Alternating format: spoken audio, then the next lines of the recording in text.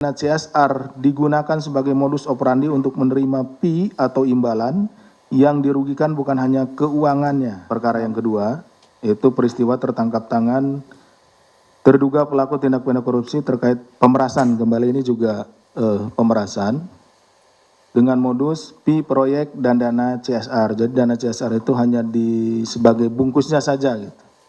Bungkusnya saja serta penerima lainnya atau gratifikasi di lingkungan pemerintah Kota Madiun. Dana Corporate Social Responsibility atau CSR seyogianya untuk kepentingan sosial dan lingkungan hidup bagi kepentingan masyarakat serta dapat mendukung pembangunan berkelanjutan.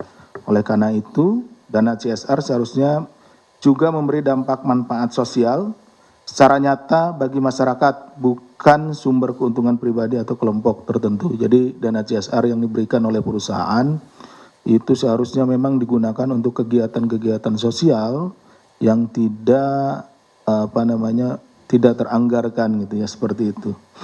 Maka ketika dana CSR digunakan sebagai modus operandi untuk menerima fee atau imbalan yang dirugikan bukan hanya keuangannya, namun juga mencederai hak masyarakat atas pembangunan yang adil. Jadi yang seharusnya masyarakat bisa menikmati fasilitas umum dan lain-lain yang pembangunan yang menggunakan dana CSR, maka dengan digunakannya secara tidak sah oleh oknum koruptor, maka masyarakat kehilangan kesempatan untuk mendapatkan pelayanan yang terbaik. Selain itu, dalam perkara ini juga ditemukan fakta adanya peraturan wali kota tentang tanggung jawab sosial perusahaan atau TSP yang tidak ditaati serta menyalahi ketentuan dalam undang-undang PT tentunya, perseroan terbatas. Di antaranya terkait dengan pemberdayaan TSP atau tanggung jawab sosial perusahaan dalam bentuk uang maupun tata kelola yang tidak dilakukan secara kredibel. Ini sudah ada aturan-aturannya sebetulnya, tetapi kemudian disimpangi oleh oknum tersebut dan digunakan untuk kepentingan pribadi. Oleh karena itu, penangkapan terduga pelaku yang tertangkap tangan melakukan dugaan tindak pidana korupsi di pemerintah Kota Madiun menjadi warning atau peringatan keras bahwa tata kelola pemerintah daerah seharusnya berpihak kepada masyarakat. Jadi seharusnya dana-dana ini, dana-dana sosial ini untuk kemaslahatan masyarakat, untuk mendukung kegiatan-kegiatan masyarakat, tetapi pada kenyataannya digunakan untuk kepentingan pribadi. Di sisi lain, penindakan yang dilakukan oleh Komisi Pemberantasan Korupsi merupakan kali kedua terjadi di Kota Madiun. Jadi ini adalah yang kedua kali. Jadi ini berulang sehingga kami sebetulnya sangat prihatin dengan hal ini dan semoga ini adalah yang terakhir ya di Madiun, tidak terjadi lagi. Ketika itu KPK melakukan penindakan terhadap Wali Kota Madiun terkait dengan korupsi proyek pasar besar, gratifikasi dan tindak pidana pencucian uang atau TPPU. Itu yang dulu, yang sebelumnya ya. Fakta tersebut menunjukkan bahwa pemberantasan korupsi tidak cukup berhenti pada penindakan, tetapi harus diikuti dengan perbaikan sistem, budaya, dan komitmen serta integritas yang berkelanjutan. Jadi selain dari penindakan, maka kemudian ada perbaikan sistem nanti yang dilakukan oleh Kedeputian Pencegahan dan juga diikuti dengan pendidikan anti korupsi, di mana untuk memberikan pemahaman terhadap bagaimana perilaku koruptif yang harus dihindari. Melalui fungsi koordinasi dan supervisi, ya, Porsub, jadi selain dari yang tiga tadi juga fungsi koordinasi dan supervisi sebagai upaya pencegahan KPK mendorong seluruh pemerintah daerah memperkuat transparansi, akuntabilitas, dan pengawasan demi menghadirkan pemerintah yang bersih, melayani, dan berorientasi pada kepentingan rakyat. Adapun kronologis perkaranya adalah sebagai berikut. Pada bulan Juli 2025, Saudara MD selaku Wali Kota Madiun periode 2025-2030 memberi arahan pengumpulan uang. Jadi arahan itu disampaikan melalui Saudara SMN selaku Kepala Perizinan Dinas Penanaman Modal dan Pelayanan Terpadu Satu Pintu atau DPM PTSP. Jadi disampaikan oleh Wali Kota kepada Kepala Dinas tersebut ya, saudara SMN dan saudara SD, Kepala Badan Keuangan dan Aset Daerah atau BKAD Kota Madiun. Jadi disampaikan arahan untuk mengumpulkan sejumlah uang, ada arahannya gitu ya. Arahan tersebut ditujukan kepada pengurus Yayasan Stikes Bakti Husada Mulia Madiun. Jadi ada Sekolah Tinggi Ilmu Kesehatan Stikes Bakti Husada.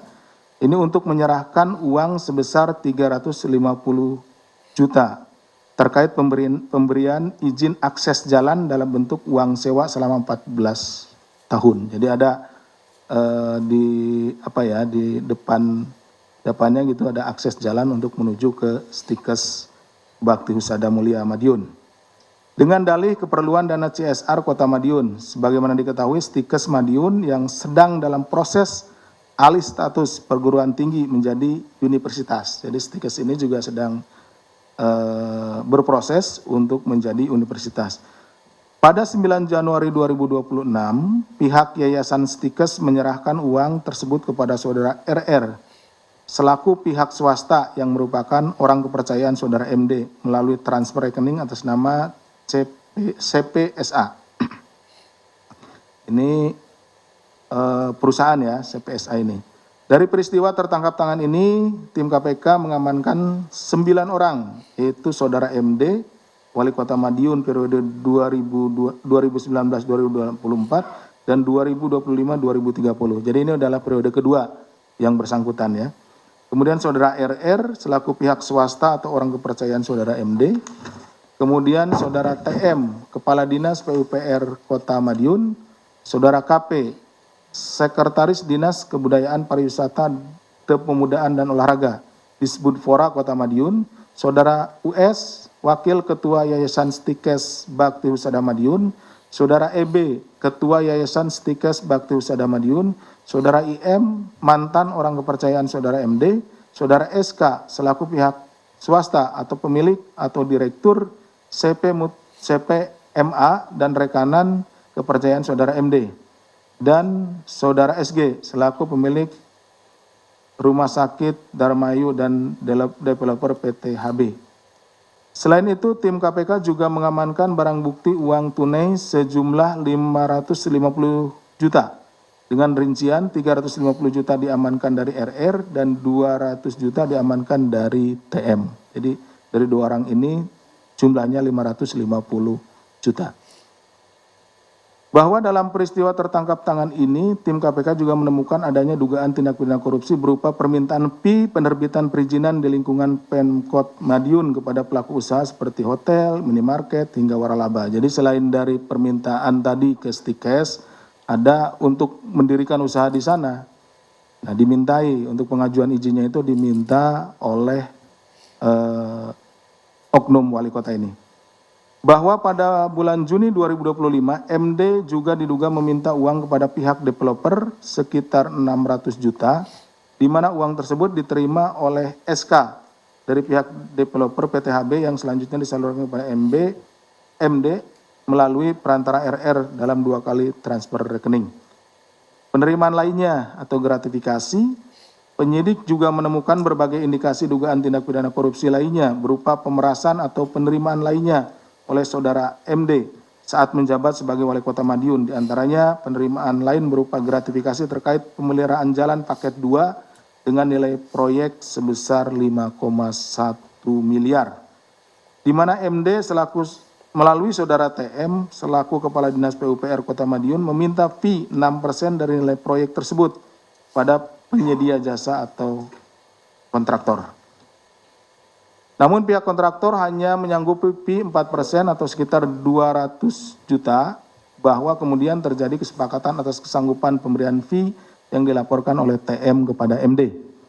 Bahwa kemudian KPK turut menemukan dugaan penerimaan lainnya atau gratifikasi oleh MD dalam periode tahun 2019-2022 dari sejumlah pihak dengan total mencapai 1,1 miliar. Ini banyak sekali gitu ya, di beberapa kali di beberapa perkara yang berbeda. Berdasarkan kecukupan alat bukti dalam dugaan tindak pidana korupsi terkait pemerasan dana CSR dan penerimaan lainnya di Pemkot Madiun tersebut, maka KPK menaikkan perkara ini ke tahap penyidikan serta menetapkan 3 orang tersangka ya sesuai dengan kecukupan bukti dan juga perannya masing-masing, yaitu saudara MD Wali Kota Madiun periode 2025-2030 ya, ini periodenya yang kedua. Saudara RR selaku pihak swasta atau orang kepercayaan saudara MD dan saudara TM selaku Kepala Dinas PUPR Kota Madiun. KPK selanjutnya melakukan penahanan terhadap para tersangka untuk 20 hari pertama sejak tanggal 20 Januari sampai dengan 8 Februari 2026.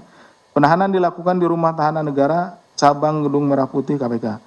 Atas perbuatannya terhadap saudara MD dan saudara RR disangkakan telah melanggar pasal 12 huruf E atau pemerasan Undang-Undang Nomor 20 Tahun 2001 Junto pasal 20, Junto pasal 21, Undang-Undang Nomor 1 Tahun 2023 tentang KUH Pidana. Selain itu, saudara MD bersama-sama dengan saudara TM disangkakan telah melanggar pasal 12 huruf B besar. Ini gratifikasi Undang-Undang 31 tahun 1999, Junto Undang-Undang Nomor 20 tahun 2001, Junto pasal 20, Junto pasal 21 Undang-Undang Nomor 1 tahun 2023 tentang KUH Pidana. Dalam kesempatan ini KPK juga menyampaikan apresiasi dan terima kasih kepada seluruh pihak yang telah mendukung seperti kontribusi dalam peristiwa tertangkap tangan Kota Madiun, khususnya kepada warga masyarakat Madiun, Polres Madiun, pihak Angkasa Pura, protokol penerbangan Bandara Juanda, maskapai penerbangan Garuda Indonesia yang telah memfasilitasi proses penyelidikan dugaan tindak pidana korupsi ini. Demikian yang bisa kami sampaikan. Terima kasih. Saya kembalikan kepada Mas Jubir. Baik, terima kasih Pak Deputi yang telah menyampaikan secara lengkap terkait dengan peristiwa tertangkap tangannya para terduga pelaku tindak pidana korupsi di wilayah Kota Madiun. Di mana KPK kemudian menetapkan 3 orang tersangka, yaitu saudara MD selaku Wali Kota Madiun periode 2019-2024 dan periode 2025 sampai dengan 2030. Kemudian saudara RR selaku pihak swasta atau orang kepercayaan dari saudara MD, dan saudara TM selaku Kepala Dinas PUPR Kota Madiun. Selanjutnya kami akan menunjukkan barang bukti yang diamankan dalam peristiwa tertangkap tangan ini, yaitu uang tunai senilai 550 juta rupiah.